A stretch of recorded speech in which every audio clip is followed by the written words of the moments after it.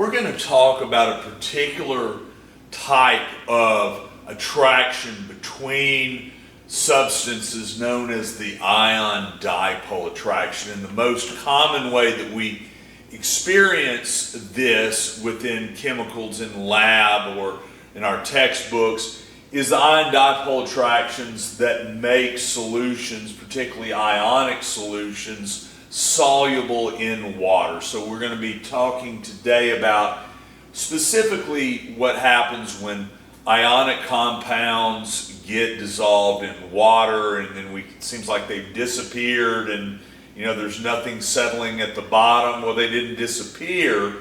We basically had a situation where, like we have here with table salt, where the cation and the anion had their electrostatic attractions weakened by some competing attractions of various parts of water molecules. So let's break this down to a molecular level or to an ion level of why the sodium chloride or the iron nitrate or the magnesium fluoride or whatever ionic compound we're dissolving in water seem to suddenly disappear, maybe leaving a color in the water or even no color at all. So what is happening here is that originally when we just have our cup of water, our water molecules are forming a liquid due to the sufficient dipole attractions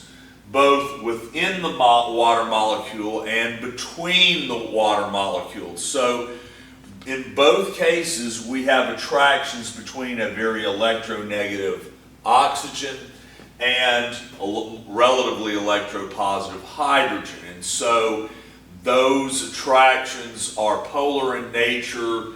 You can get out your electronegativity Pauling chart and determine that yes, the electronegativity difference between the oxygen and the hydrogen are great enough to where it's not nonpolar, it's not ionic. And so when they form a single water molecule, that is what these attractions are intramolecular. So they are the attractions within a single molecule, and they are a type of dipole interaction that is called hydrogen bonding.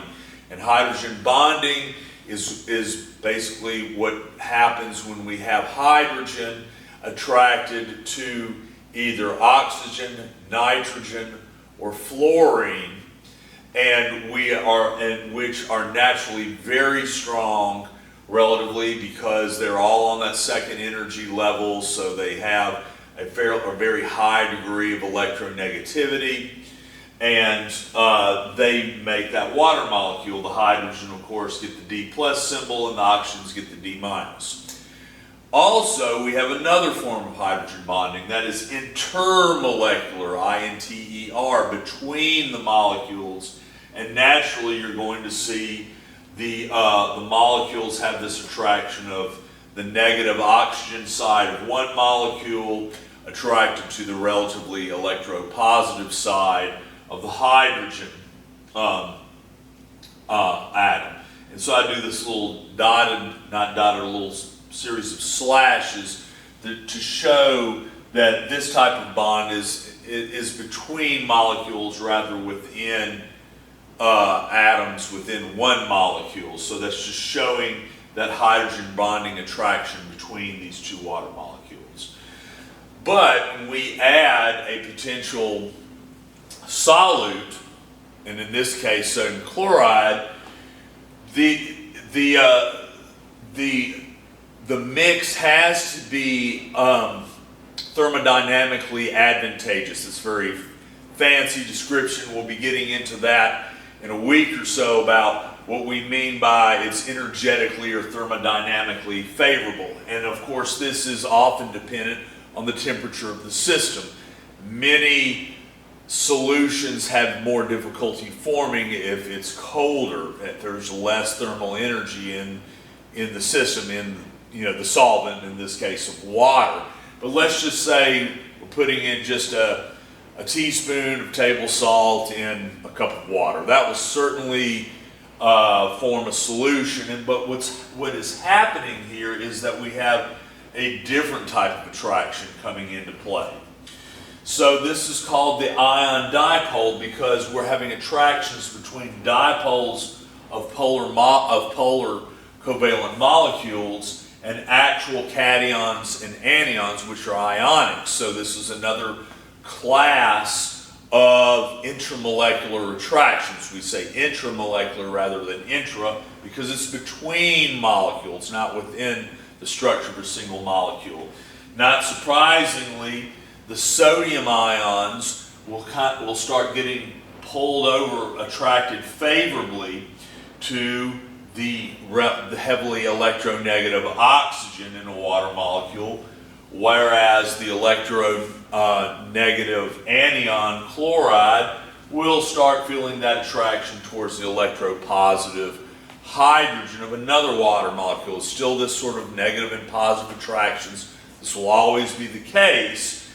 And this is down to a intermolecular level. What is happening when we take an ionic compound such as sodium chloride, magnesium sulfate, iron chloride, sodium sulfate, whatever ionic solution compound we stir into water and it dissolves, this is what is happening.